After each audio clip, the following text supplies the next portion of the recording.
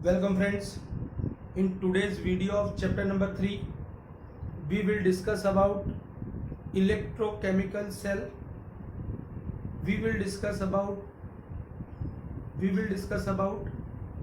charging and discharging process of recharging and discharging process of electrochemical cell, and then we will proceed for different kinds of connections, series connection as well as parallel connection related to any electrochemical cell. सबसे पहले तो यहाँ पर मुझे ये discuss करना है कि इलेक्ट्रोकेमिकल सेल से एसोसिएटेड कुछ इम्पोर्टेंट टर्मिनोलॉजीज जैसे कि EMF, internal resistance and terminal voltage of any electrochemical cell. Friends, हम सबको पता है कि electrochemical cell, ultimately electrochemical cell का मतलब क्या होता है. तो हम सबको पता है इलेक्ट्रोकेमिकल सेल का मतलब क्या होगा. इलेक्ट्रोकेमिकल सेल का मतलब क्या होगा. तो हमको पता है कि जो सेल केमिकल एनर्जी को मैकेनिकल एनर्जी में केमिकल एनर्जी को इलेक्ट्रिकल एनर्जी में कन्वर्ट करने का काम करता है, ऐसे सेल को इलेक्ट्रोकेमिकल सेल बोला जाता है. The cell which can convert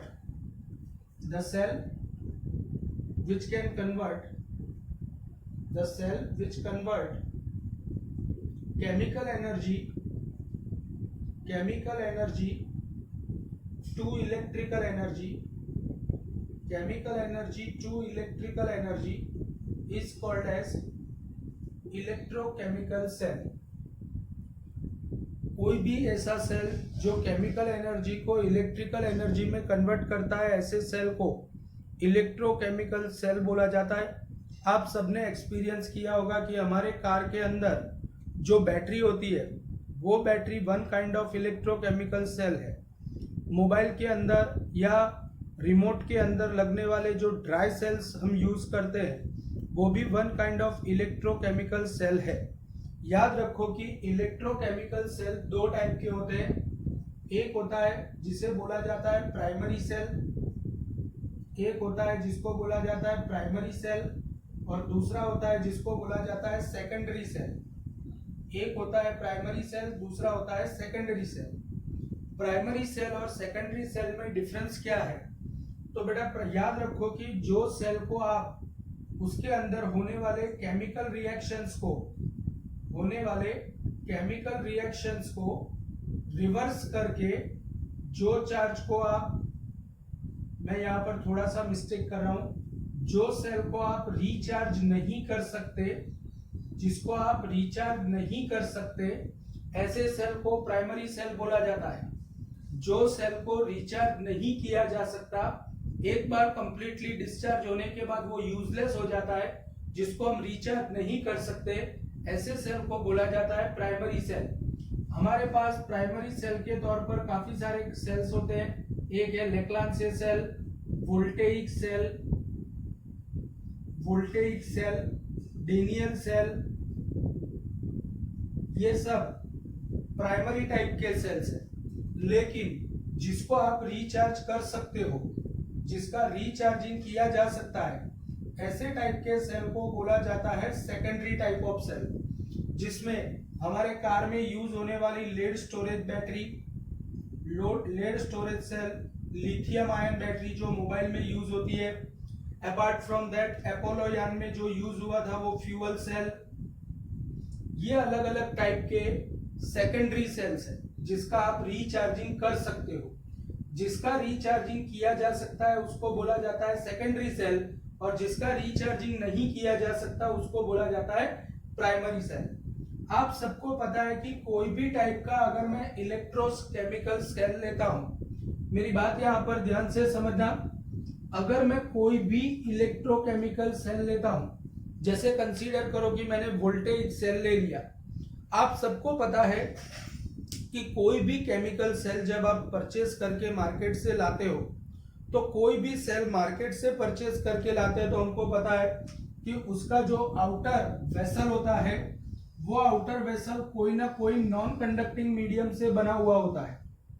outer vessel कोई ना कोई नॉन कंडक्टिंग मीडियम से बना हुआ होता है, जैसे प्लास्टिक, रबर, सिरामिक, ग्लास, ऐसे मटेरियल से। अगर हम मार्केट से एमको, यूसा या एक्साइड कंपनी की बैटरी परचेस करके लाते हैं तो उसका जो आउटर वेसल होता है वो प्लास्टिक का होता है। अल्टीमेटली मेरा कहने का मतलब इतना ही है कि कोई भी सेल आप परचेस करते हो या बनाते हो तो जो वेसल होता है वो वेसल नॉन कंडक्टिंग मीडियम का बनाना चाहिए। नॉन कंडक्टर का वेसल लेने का फंडामेंटल फायदा क्या है? इसका फंडामेंटल रीजन ये है कि हम उसके अंदर जो भी केमिकल भरेंगे, अगर ये कंडक्टर होगा तो वो केमिकल इस कंडक्टर के साथ केमिकल रिएक्शन करेगा और वहां पर सेल के वेसल का कोरोजन होने का खतरा रहता है। ये खतरा नहीं हो इसीलिए यहाँ पर नॉन कंडक्टिंग मीडियम का बना हुआ वेसल है। ये वेसल के अंदर कोई ना कोई प्रॉपर इलेक्ट्रोकेमिकल सॉल्यूशन भरा जाता है। जैसे अगर वोल्टेइक सेल है, अगर यहाँ पर वोल्टेइक सेल है तो ये वोल्टेइक सेल के अंदर H2SO4 का एक्वेस सॉल्यूशन भरा हुआ होता है। H2SO4 का एक्वेस सॉल्यूशन भरा हुआ होता है। और अगर आप H2SO4 का एक्वेस सॉल्यूशन बनाओगे तो इसके अंदर H प्लस और SO4-2 जैसे आयंस लिबरेट होंगे। आप सबको पता है कि जब हम इलेक्ट्रोकेमिकल सॉल्यूशन प्रिपेयर करते हैं तो इलेक्ट्रोकेमिकल सॉल्यूशन के अंदर जैसे ही आप कोई भी इनऑर्गेनिक सॉल्ट को वाटर के अंदर डिसॉल्व करते हो, वहां पर पॉजिटिव और नेगेटिव आयंस के फॉर्मेट में वो डिस्ट्रीब्यूट हो जाता है। यहाँ पर भी अगर मैंने H2SO4 का एक्वेस सॉल्यूशन लिया है तो ये एक्वेस सॉल्यूशन के अंदर H प्लस और SO4-2 जैसे आयंस मिलेंगे। इलेक्ट्रोकेमिकल सेल के अंदर दो metallic electrodes as a positive terminal और नेगेटिव टर्मिनल यहाँ पर अंदर इस तरीके से पार्शियली इमर्स करके रखे हुए होते। अगर ये वोल्टेइक सेल है तो वोल्टेइक सेल के केस में कॉपर का एनोड मतलब पॉजिटिव टर्मिनल होता है और जिंक का नेगेटिव टर्मिनल होता है। और इस तरीके से आप इलेक्ट्रोकेमिकल सेल, मैंने जस्ट समझाने के पर्पज से एक वोल्टेइक सेल को यहाँ पर as an electrochemical cell represent किया है। But friends, it is not necessary. Any kind of electrochemical cell में इस तरीके से वेसल के अंदर इलेक्ट्रोलाइट मतलब इलेक्ट्रोकेमिकल सॉल्यूशन और दो electrodes positive terminal and negative terminal के तौर पर दो मेटालिक रॉड्स को अंदर पार्शियली इमर्स किया जाता है। इस तरीके का अरेंजमेंट होता है कोई भी इलेक्ट्रोकेमिकल सेल के लिए। ये एक इलेक्ट्रोकेमिकल सेल है। अब यहाँ पर हम कन्वेंशनल करंट डिस्कस करने वाले हैं। आप सबको पता है कि कन्वेंशनल करंट क्या होता है। कन्वेंशनल करंट का मतलब ये होता है कि electric current generated due to motion of positive ions, that is said to be conventional current. Positive charges की वजह से जो करंट डेवलप होता है उसे हम कन्वेंशनल करंट बोलते हैं। यहाँ पर फ्रेंड्स मुझे कन्वेंशनल करंट को डिस्कस करना है और कन्वेंशनल करंट को डिस्कस करने के पर्पज से ध्यान से समझना है। यहाँ पर मैं कन्वेंशनल करंट मतलब पॉजिटिव चार्जेस की मोशन को डिस्कस करने वाला हूँ। ये नेगेटिव टर्मिनल है और ये पॉजिटिव टर्मिनल है। अब मेरी बात ध्यान से समझो। यहाँ पर ये जो पॉजिटिव आयंस है H प्लस है, ये H प्लस को अगर ऐसे ही छोड़ दिया जाए तो उसका अट्रैक्शन किसकी तरफ होगा? तो ऑब्वियस है कि पॉजिटिव आयन का अट्रैक्शन नेगेटिव टर्मिनल की तरफ होगा। कोई भी पॉजिटिव आयन जब सॉल्यूशन में होता है तो उसके ऊपर नेगेटिव की तरफ अट्रैक्शन लगता है। उसके ऊपर नेगेटिव की तरफ अट्रैक्शन लग रहा है, इसका मतलब ये हुआ उसके ऊपर नेगेटिव की तरफ अट्रैक्शन लग रहा है। ये जो फोर्स है इसको बोला जाता है इलेक्ट्रिकल फोर्स। माइंड वेल, ये कोई भी पॉजिटिव आयन जब इलेक्ट्रोकेमिकल सॉल्यूशन में होगा तो ये पॉजिटिव आयन के ऊपर नेगेटिव की तरफ अट्रैक्शन होता है। पॉजिटिव को नेगेटिव अट्रैक्ट करता है, ये फोर्स को बोला जाता है electric force. Mind well, electric force उसको नेगेटिव टर्मिनल की तरफ ले जाने के लिए ट्राई करता है। माइंड वेल, पॉजिटिव आयन को नेगेटिव टर्मिनल अपनी तरफ अट्रैक्ट करता है, ये फोर्स को नाम दिया गया है इलेक्ट्रिक फोर्स। अब यहाँ पर पर्टिकुलरली जब आप इलेक्ट्रोकेमिकल सॉल्यूशन प्रिपेयर करते हो तो वहां पर बॉन्ड टूटने की वजह से केमिकल एनर्जी रिलीज होती है, और ये जो केमिकल एनर्जी रिलीज होती है इससे एक स्पेशल टाइप का फोर्स जनरेट होता है। ये फोर्स अभी आपको पढ़ने की जरूरत नहीं है, सिर्फ आपके माइंड में क्लियरली यही होना चाहिए कि केमिकल सॉल्यूशन में से केमिकल एनर्जी के फॉर्म में एक फोर्स प्रोड्यूस होता है, और ये फोर्स को बोला जाता है नॉन इलेक्ट्रिकल फोर्स। और non electrical force positive charge को पॉजिटिव की तरफ ले जाने के लिए ट्राई करता है। Non electrical force positive ion को पॉजिटिव मतलब एनोड की तरफ ले जाने के लिए ट्राई करता है। अब यहाँ पर नॉन इलेक्ट्रिकल फोर्स की वैल्यू अगर इलेक्ट्रिकल फोर्स से ज्यादा है, नॉन इलेक्ट्रिकल फोर्स की वैल्यू इलेक्ट्रिकल फोर्स से ज्यादा है, तो ऑब्वियस है कि ये पॉजिटिव आयन मोशन करके जाएगा और पॉजिटिव टर्मिनल पर डिपॉजिट होगा। इस तरीके से नॉन इलेक्ट्रिकल फोर्सेस की वजह से सारे पॉजिटिव चार्जेस जाते हैं और अल्टीमेटली कॉपर की प्लेट के ऊपर डिपॉजिट मतलब एनोड पर डिपॉजिट होते जाते हैं। ये पॉजिटिव आयन को नेगेटिव की तरफ जाना तो है, बट जो सॉल्यूशन है वो सॉल्यूशन अलाउ नहीं करता, क्योंकि सॉल्यूशन में नॉन इलेक्ट्रिकल फोर्सेस और नॉन इलेक्ट्रिकल फोर्सेस उसको जबरदस्ती पॉजिटिव पर डिपॉजिट करते हैं। अब मेरी बात यहां पर ध्यान से समझो, एक्चुअल में कोई भी ऑब्जेक्ट के ऊपर, जैसे ये पेन है, ये पेन को अगर मैं रिलीज कर देता हूं तो ऑब्वियस है कि ये पेन की टेंडेंसी है कि उसको नीचे की तरफ जाना है। पॉजिटिव आयन को रिलीज कर दिया जाए तो उसकी टेंडेंसी है कि उसको नेगेटिव की तरफ जाना है। लेकिन अगर मैं इसको, बेटा ध्यान से समझना, कोई भी पेन की या कोई भी ऑब्जेक्ट की टेंडेंसी है कि उसको नीचे की तरफ जाना है, लेकिन अगर मैं उसको जबरदस्ती पकड़ के नीचे से ऊपर की तरफ लाता हूं, मतलब ग्रेविटेशनल फोर्स के अगेंस्ट मोशन करा के लाता हूं, तो ये बॉडी के अंदर ग्रेविटेशनल पोटेंशियल एनर्जी के फॉर्म में एनर्जी स्टोर होती है। सिमिलरली यहां पर भी ये चार्जेस की टेंडेंसी है कि उनको जाना है नेगेटिव की तरफ, बट नॉन इलेक्ट्रिकल फोर्स उनको पकड़ पकड़ के जबरदस्ती पॉजिटिव पर लाता है। इसका मतलब नॉन इलेक्ट्रिकल फोर्सेस उनको नेगेटिव टर्मिनल से पॉजिटिव टर्मिनल तक लाने के लिए वर्क करता है। नेगेटिव टर्मिनल से कैसे नेगेटिव टर्मिनल, देखो समझो, अगर मैं इसको, ये चार्जेस इसके ऊपर डिपॉजिटेड है तब उनके पास एनर्जी होगी, और अब मैं इसको कोई एक्सटर्नल सर्किट के साथ कनेक्ट करता हूं, अगर मैं इसको कोई एक्सटर्नल सर्किट के साथ कनेक्ट करता हूं, ये चार्जेस को नेगेटिव की तरफ जाना तो है, लेकिन इलेक्ट्रोकेमिकल सॉल्यूशन में जो नॉन इलेक्ट्रिकल फोर्सेस प्रेजेंट है वो उसको जबरदस्ती कॉपर के ऊपर डिपॉजिट करके रखते हैं। लेकिन in short positive ion solution में से होकर के तो पॉजिटिव से नेगेटिव जा नहीं सकते, लेकिन अब उनके पास दूसरा रास्ता है एक्सटर्नल सर्किट वाला।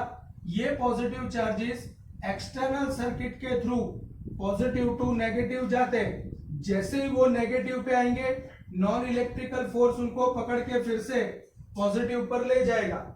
यहां पर जब पॉजिटिव पर आते हैं तब उनके पास एनर्जी होती है V जितनी। जब ये यहां पर से क्रॉस करके रेजिस्टर को क्रॉस करेंगे, यहां पर उनके पास बैटरी में से मिली हुई एनर्जी होगी, रेजिस्टेंस को क्रॉस करते वक्त सारी एनर्जी लॉस कर देंगे, मतलब यहां पर जीरो एनर्जी। जीरो एनर्जी से जैसे ही वो नेगेटिव टर्मिनल मतलब कैथोड में एंटर होंगे, नॉन इलेक्ट्रिकल फोर्स उनको पकड़ के फिर से नेगेटिव से पॉजिटिव ले जाएगा, और इस तरीके से ये साइकिल चलता रहता है जब तक सेल का डिस्चार्जिंग नहीं होता है।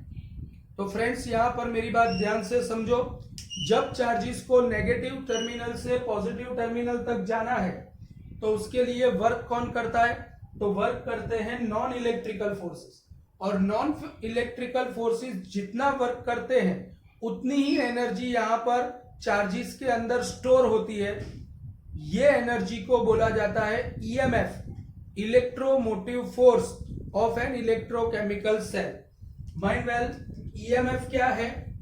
तो ईएमएफ की डेफिनेशन मैं कुछ ऐसी बोल सकता हूं कि the work done by non electrical forces, the work done by non-electrical forces,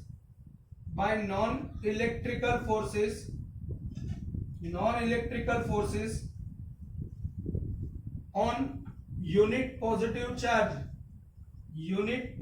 charge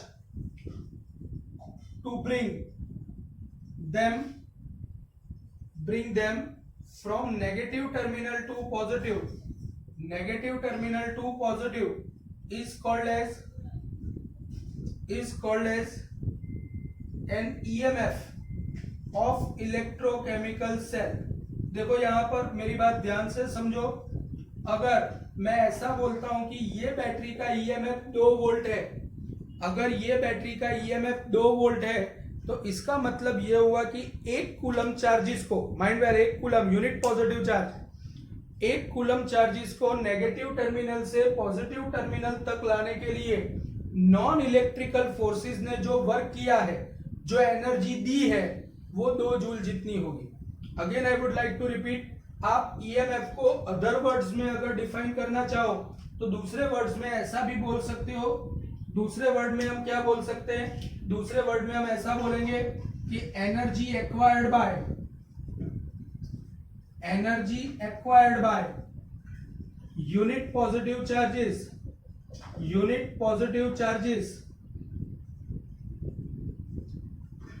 during passage through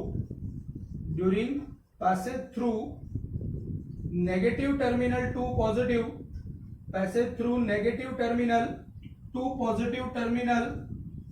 positive terminal of any electrochemical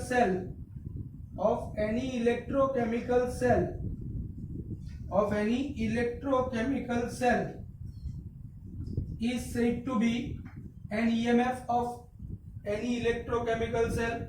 बेटा EMF को अगर E से इंडिकेट किया जाए तो इसको आप क्लियरली बोल सकते हो कि motion of work done from anode to cathode, sorry cathode to anode by non electrical forces पर यूनिट चार्ज। यूनिट चार्ज को कैथोड से एनोड तक लाने के लिए नॉन इलेक्ट्रिकल फोर्सेस जो वर्क करते हैं, वो वर्क चार्जेस के अंदर एनर्जी के फॉर्म में स्टोर होता है, और ये एनर्जी को बैटरी का ईएमएफ बोला जाता है। कोई भी बैटरी, अगर जैसे हमारे पास ड्राई सेल है और हमको पता है कि ड्राई सेल का वोल्टेज ईएमएफ 1.5 वोल्ट है, अगर ड्राई सेल का ईएमएफ 1.5 वोल्ट है तो इसका मतलब ये हुआ कि वहां पर नेगेटिव टर्मिनल से पॉजिटिव टर्मिनल तक चार्जेस को लाने के लिए लाया जाता है, तब वहां पर चार्जेस के पास 1.5 जूल पर कूलम जितनी एनर्जी स्टोर होती है। मतलब 1 कूलम चार्जेस को मिलने वाली एनर्जी 1.5 जूल जितनी होती है।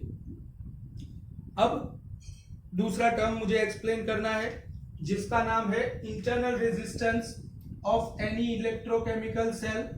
देखो फ्रेंड्स, इंटरनल रेजिस्टेंस क्या होता है?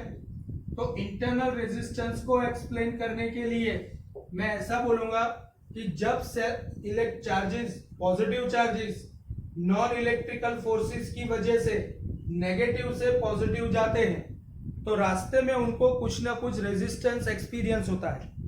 कौन सा रेजिस्टेंस एक्सपीरियंस होगा? देखो, एक तो उनके ऊपर ये सॉल्यूशन में से पास हो रहे, इसका मतलब ये हुआ कि ये लिक्विड मटेरियल में से पास हो रहे हैं। लिक्विड मटेरियल उनके ऊपर मोशन का रेजिस्ट करने वाला जो फोर्स एग्जीक्यूट करता है उसका नाम है विस्कस फोर्स। एक तो चार्जेस को यहाँ पर विस्कस फोर्स एक्सपीरियंस करना पड़ता है। अपार्ट फ्रॉम दैट यहाँ पर दूसरे आयंस जो प्रेजेंट है वो दूसरे आयंस भी उनकी मोशन को रेजिस्ट करते हैं। तो ये जो पर्टिकुलर रेजिस्टेंस एक्सपीरियंस करना पड़ता है उसको बोला जाता है internal resistance of an electrochemical cell. Internal resistance को वर्ड में लिखने जाओ तो कैसे लिखेंगे? The total resistance offers by ions which are already present inside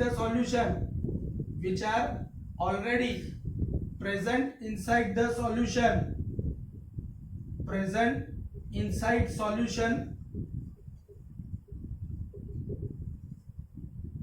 on passage of charges is called as internal resistance. बेटा मेरी बात यहाँ पर ध्यान से समझो। जब चार्जेस नेगेटिव टर्मिनल से पॉजिटिव टर्मिनल की तरफ जाते हैं तो उनको रास्ते में इंटरनल रेजिस्टेंस की वजह से, उनको ध्यान से समझो, नेगेटिव से पॉजिटिव जाने के लिए उनको जो एनर्जी मिलती है वो एनर्जी होती है ईएमएफ जितनी, लेकिन रास्ते में उनको इंटरनल रेजिस्टेंस फील करना पड़ता है। इंटरनल रेजिस्टेंस की वजह से उनको जो टोटल एनर्जी मिली थी उसका थोड़ा सा फ्रैक्शन इंटरनल रेजिस्टेंस के अगेंस्ट खर्च कर देना पड़ता है। मतलब जब चार्जेस पॉजिटिव टर्मिनल पर पहुंचेंगे तब उनके पास ईएमएफ जितनी एनर्जी नहीं होती है। ईएमएफ में से थोड़ी सी एनर्जी वो लोग इंटरनल रेजिस्टेंस के अगेंस्ट खर्च कर चुके होते हैं। इसका मतलब जो नेट अमाउंट ऑफ एनर्जी बाकी बचती है पॉजिटिव टर्मिनल के ऊपर, वो नेट अमाउंट ऑफ एनर्जी को बोला जाता है terminal voltage of any electrochemical cell. Terminal voltage, देखो टर्मिनल वोल्टेज का मतलब क्या है? The net amount of energy acquired by the net amount of energy acquired by unit positive charges by unit positive charge on anode is said to be its terminal voltage. तो friends यहाँ पर मैंने आपको 3 important terms सिखाई। एक तो EMF of an electrochemical cell, दूसरा internal resistance of the cell और तीसरा टर्मिनल वोल्टेज। अगर मैं ईएमएफ को ई से रिप्रेजेंट करता हूं, ईएमएफ ऑफ सेल को ई से रिप्रेजेंट करता हूं, टर्मिनल वोल्टेज को वी से रिप्रेजेंट करता हूं और इंटरनल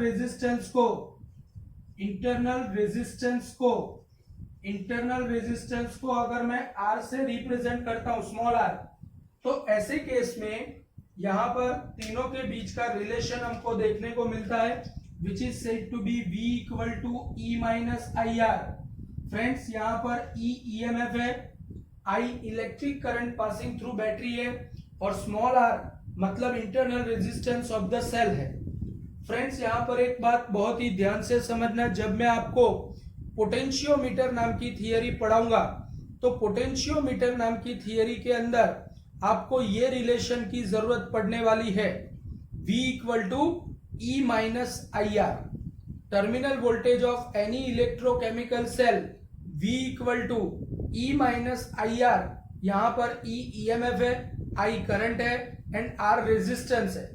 दूसरी एक इंपॉर्टेंट कंक्लूजन यहाँ से निकल के आता है, वो ये है कि अगर सेल के अंदर से पास होने वाला करंट, कन्वेंशनल करंट, अगर पॉजिटिव से नेगेटिव है तो इसका मतलब ये हुआ कि सेल का डिस्चार्जिंग हो रहा है।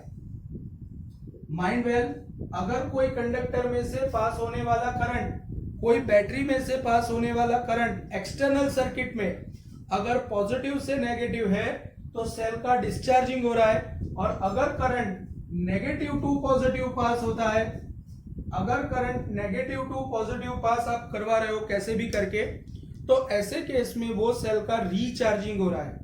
पॉजिटिव टू नेगेटिव डिस्चार्जिंग और नेगेटिव टू पॉजिटिव रीचार्जिंग। यहां पर हमने बैटरी से रिलेटेड कुछ इंपॉर्टेंट टर्मिनोलॉजीज को डिस्कस किया। फ्रेंड्स, अब मैं डिस्कस करने जा रहा हूं यहां पर बैटरी के सीरीज एंड पैरेलल कनेक्शन या मिक्स कनेक्शन। बैटरी के मिक्स कनेक्शन, अगर कोई सर्किट के अंदर मल्टीपल बैटरीज आपको कनेक्ट करके दी हुई है तो मल्टीपल बैटरीज के केस में टोटल ईएमएफ कितना होता है, टोटल करंट कितना पास हो रहा है, ये सब कुछ अगर हमको डिस्कशन करना है तो उसके लिए हमको डिस्कशन करना पड़ेगा series, parallel and mix connection of batteries. यहां पर हम मिक्स कनेक्शन ऑफ बैटरीज को डिस्कस करने जा रहे हैं। मिक्स कनेक्शन ऑफ बैटरीज को कैसे डिस्कस करेंगे फ्रेंड्स, ध्यान से समझो।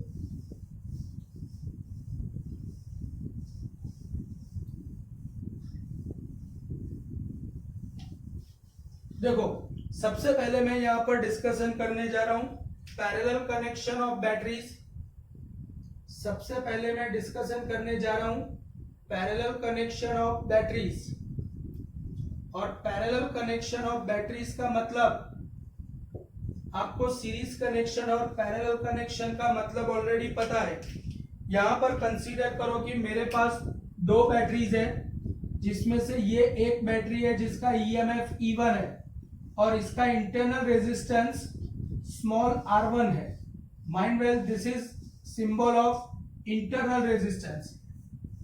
कंसीडर करो कि यहां पर मेरे पास दूसरी बैटरी है, ये दूसरी बैटरी का ईएमएफ E2 है और इसका इंटरनल रेजिस्टेंस स्मॉल r2 है। इसका इंटरनल रेजिस्टेंस स्मॉल r2 है। अगर मैंने यहाँ पर दोनों बैटरीज को एक दूसरे के साथ पैरेलल में कनेक्ट किया है एज शोन इन डायग्राम, अगर मैंने दोनों बैटरीज को as shown in diagram connect किया है, ये बैटरी का पॉजिटिव टर्मिनल है, ये बैटरी का नेगेटिव, ये पॉजिटिव, ये नेगेटिव। अगर मैं ये दोनों बैटरीज को पैरेलल में कनेक्ट करके उसके साथ एक कैपिटल R ओम रेजिस्टर को इस तरीके से पैरेलल में कनेक्ट करता हूं, तो यहां पर सर्किट में से पास होने वाला टोटल इलेक्ट्रिक करंट मुझे डिसाइड करना है। टोटल इलेक्ट्रिक करंट डिसाइड करने के लिए कंसीडर करो कि बैटरी के पॉजिटिव टर्मिनल में से I1 जितना करंट निकला, यहां पर E2 के पॉजिटिव में से I2 जितना करंट निकला, I1 और I2 दोनों मर्ज होकर के I जितना करंट बनाते हैं। यहां पर I जितना करंट आया दो रास्तों पर डिस्ट्रीब्यूट हुआ, ये ब्रांच में I1 गया है और ये ब्रांच में I2 गया है। अगर एक ब्रांच में I1 और दूसरी ब्रांच में I2 करंट गया है तो यहां पर मैं एक काम करता हूं, ये सर्किट को this is said to be parallel connection of batteries. Parallel connection of batteries discuss करने के लिए मैं यहां पर सबसे पहले तो क्लॉकवाइज डायरेक्शन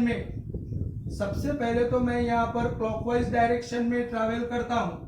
अगर मैं यहां पर क्लॉकवाइज डायरेक्शन में ट्रैवल कर रहा हूं, मेरी बात समझना, तो सबसे पहले हाईवे टू हाईवे वाले पाथ के लिए, बाहर वाले पाथ के लिए अगर हम क्लॉकवाइज डायरेक्शन में ट्रैवल करते हैं तो here you can say that we are opposing the current, और अगर मैं ऑपोजिंग द करंट होता है तो I1 R1 positive.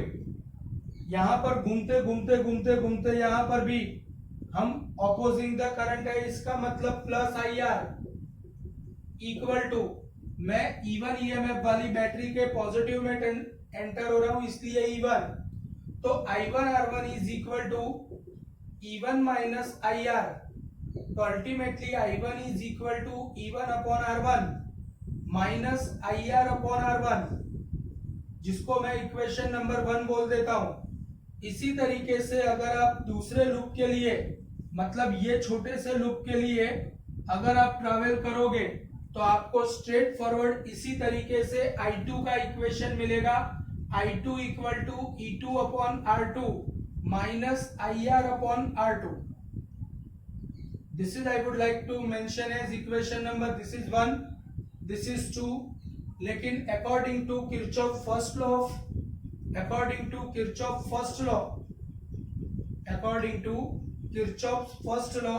you all very well know that according to Kirchhoff's first law, you all very well know that I is equal to I1 plus I2.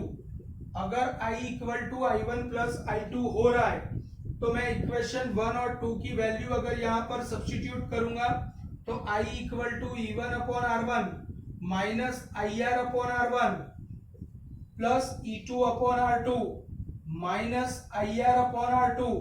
तो अगर मैं यहाँ पर I वाली दोनों टर्म को लेफ्ट हैंड साइड भेज देता हूं तो I common 1 plus R upon R1 plus R upon R2 is equal to E1 upon R1 plus E2 upon R2। तो अगर मैं यहाँ पर टोटल करंट के लिए I को सब्जेक्ट ऑफ इक्वेशन बनाता हूं तो total electric current passing through the circuit I equal to E1 upon R1 plus E2 upon R2 divided by 1 plus R upon R1 plus R upon R2, and this equation is said to be total electric current passing through the circuit।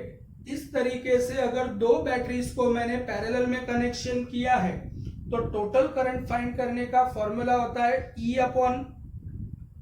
E1 upon R1 plus E2 upon R2 divided by 1 plus R upon R1 plus R upon R2। This is the equation of total electric current. अगर इसी तरीके से n batteries का parallel connection किया है तो for parallel connection of n batteries, for parallel connection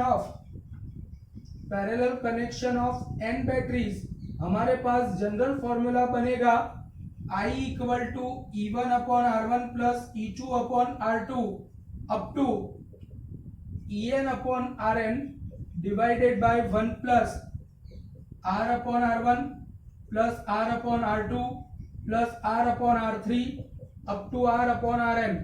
तो ये जो फॉर्मूला बनेगा ये टोटल इलेक्ट्रिक करंट का होगा for parallel connection of n batteries. यहां पर फ्रेंड्स आप स्क्रीनशॉट ले सकते हो for parallel connection of batteries. Parallel connection of batteries discuss करने के बाद अब मैं यहां पर डिस्कस करने जा रहा हूं mix connection of batteries.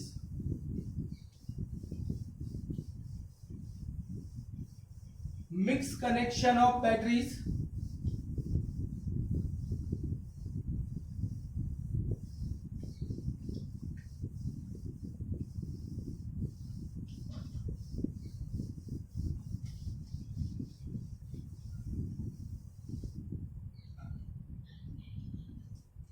Friends अब मैं डिस्कस करने जा रहा हूं मिक्स कनेक्शन ऑफ बैटरीज। देखो मिक्स कनेक्शन ऑफ बैटरीज का मीनिंग क्या होता है। We have one battery of EMF E1, it has internal resistance of R1। This is another battery of EMF E2 having internal resistance of R2। This is positive negative positive negative। इस तरीके से consider करो कि मैंने एक रो prepare की है जिसमें लास्ट बैटरी है, इसका EMF EN है और इंटरनल रेजिस्टेंस RN है। ऐसी एक रो मैंने प्रिपेयर की। सेम टाइप की यहां पर मैं दूसरी भी रो प्रिपेयर करता हूं, EMF E1 internal resistance R1 और ऐसे करते करते करते करते लास्ट इसी तरीके से मैंने दूसरी रो भी प्रिपेयर की है। दूसरी रो में इंटरनल रेजिस्टेंस और बैटरीज का कॉम्बिनेशन दिखाया है। इस तरीके से फ्रेंड्स मैं कनेक्ट करते करते करते करते करते M रोज प्रिपेयर करता हूं। माइंड वेल, इस तरीके से मैंने M रोज को प्रिपेयर किया है और यहां पर उसको मैं एक्सटर्नल सर्किट के साथ एक रेजिस्टर और एक सिंपल की के साथ अटैच कर देता हूं।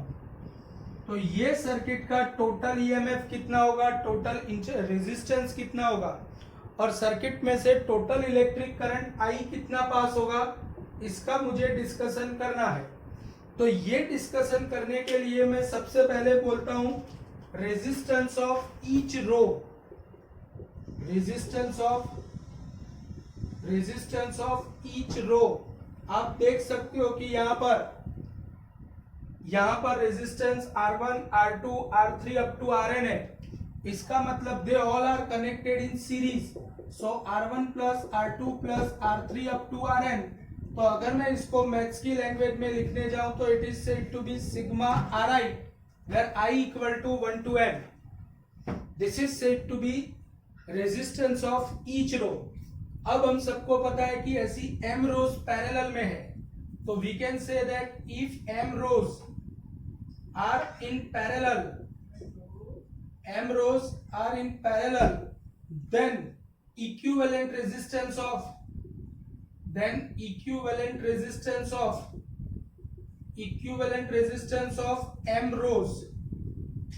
rows का equivalent resistance क्या होगा?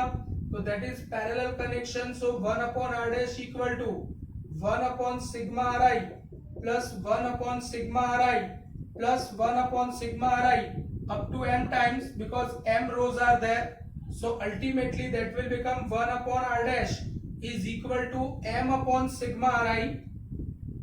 So r dash is equal to sigma ri upon m. r dash is equal to sigma ri upon m. ये आया सिर्फ m रोज का रेजिस्टेंस. अब आप देख सकते हो कि उसके साथ कैपिटल R सीरीज में है, तो इसका मतलब टोटल इलेक्ट्रिक का total resistance of whole circuit, that is R equivalent is equal to sigma ri upon m plus capital R, where I stand for 1 to n, and this is said to be total equivalent resistance of whole circuit. अब मैं यहाँ पर discussion करने जा रहा हूँ total EMF of circuit. तो देखो बेटा, टोटल ईएमएफ को डिस्कस करने के लिए सबसे पहला जो ब्रांच है, सबसे पहली जो रो है, उसके लिए डिस्कशन करने जाओ तो total EMF of each row. तो ईच रो का टोटल ईएमएफ होगा E1 plus E2 plus E3 up to En, that is equal to sigma EI, where I equal to 1 to n. This is total EMF of each row, and such kind of m rows are there. तो लेकिन parallel connection में EMF same ही मिलेगा, मतलब total EMF of whole circuit, पूरी circuit का total EMF कितना होगा? That is equal to sigma EI, where I equal to 1 to n. ये सर्किट का टोटल EMF है, ये सर्किट का टोटल रेजिस्टेंस है. तो इसके ऊपर से ओम्स लॉ अप्लाई करने जाओ तो total electric current passing through the circuit, that is I equal to total EMF upon total resistance, total EMF upon total resistance. चलो फ्रेंड्स, टोटल EMF कितना होगा? Which is equal to sigma EI upon total resistance is sigma RI upon M plus capital R. This is general equation for mix connection of batteries. अब मैं यहां पर discuss करने जा रहा हूं special cases. If all batteries are same का मतलब E1 equal to E2 equal to E3 equal to En equal to E है, और सबका internal resistance R1 equal to R2 equal to R3 up to Rn equal to R है. तो ऐसे case में यहाँ पर टोटल करंट का फॉर्मूला क्या बनेगा? तो देखो, I equal to sigma EI मतलब E plus E plus E plus E plus E n times, तो that will become NE upon R plus R plus R plus R n times, तो NR upon M plus capital R. तो यहाँ पर अगर मैं इसको simplify करता हूं तो जनरल इक्वेशन बनेगा I equal to MNE upon NR plus capital NR plus M capital R. अगर सिर्फ केस नंबर 2 में सिर्फ पैरेलल कनेक्शन है, अगर यहाँ पर बैटरीज का सिर्फ पैरेलल कनेक्शन है, मतलब हर एक ब्रांच में एक एक ही बैटरी है. अगर हर एक ब्रांच में एक एक बैटरी है तो N इक्वल टू 1, तो I equal to ME upon R plus MR. और अगर सीरीज कनेक्शन है ओनली, तो ओनली सीरीज कनेक्शन के केस में एक ही ब्रांच होगी और एक ब्रांच होगी तो m इक्वल टू 1 लेना पड़ेगा। तो I equal to, you all very well know that m equal to 1, तो NE upon R NR plus capital R, ये फॉर्मूला बनेगा। इस तरीके से हम मिक्स कनेक्शन को भी डिस्कस कर सकते हैं। फ्रेंड्स, नेक्स्ट वीडियो के अंदर हम बैटरी का डिस्चार्जिंग और चार्जिंग प्रोसेस पढ़ेंगे और साथ साथ में पोटेंशियोमीटर पढ़ेंगे। Thank you very much.